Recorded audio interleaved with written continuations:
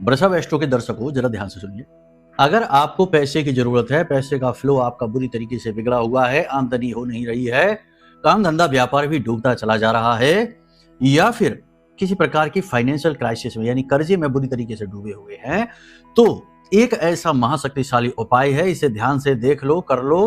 3 दिन के अंदर अंदर पैसे का कैसे से कितने भी बड़ा कैसा भी कष्ट हो, उसका समाधान हो जाएगा, मार्ग खुल जाएंगे। ठीक है, ध्यान से इस उपाय को देख लो और पूरे भाव के साथ कर लो, फिर बताना 3 दिन के बाद परिणाम प्राप्त हुए या नहीं।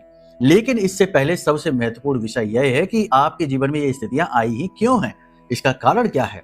सीधी सी बात है कि कुंडली में कोई महत्वपूर्ण ग्रह जैसे कि शुक्र, जैसे बुध, जैसे कि गुरु या फिर चंद्रमा बुरी तरीके से खराब है, पाप ग्रह से ग्रसित है, नकारात्मक है, या फिर कोई पाप ग्रह योग युति है, या किसी पाप ग्रह की महादशा में आप चल रहे हैं।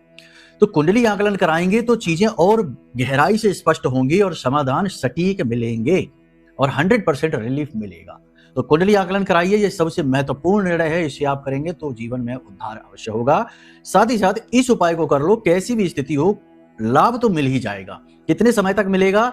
कम समय तक मिलेगा। कुंडली का दोष मिटेगा तो पूर्ण लाभ मिलेगा। ठीक है, तो क्या करना है ध्यान से सुनिए। इसके लिए आपको चाहिए तुलसी की जड़ की मिट्टी, तुलसी मैया है, पौधा है, जड़ की मिट्टी, गौचरण की मिट्टी यानी गाय के चारों जो खुर होते हैं, पैर होते हैं, उसके नीचे की मिट्टी, 3 कमल गट्टे, 3 कौड़ियां, 3 गोमती चक्र, थोड़ी सी केसर, थोड़ा सा कपूर और पीले वस्त्र में इन्हें डालकर एक पोटली बना लीजिए और इस पोटली को माता लक्ष्मी के चरणों में रख दीजिए और माता लक्ष्मी का कोई भी मंत्र जो आपको आता हो 15 से 20 मिनट वहीं बैठकर जाप कर लीजिए गाय के घी का दीपक जलाने के बाद।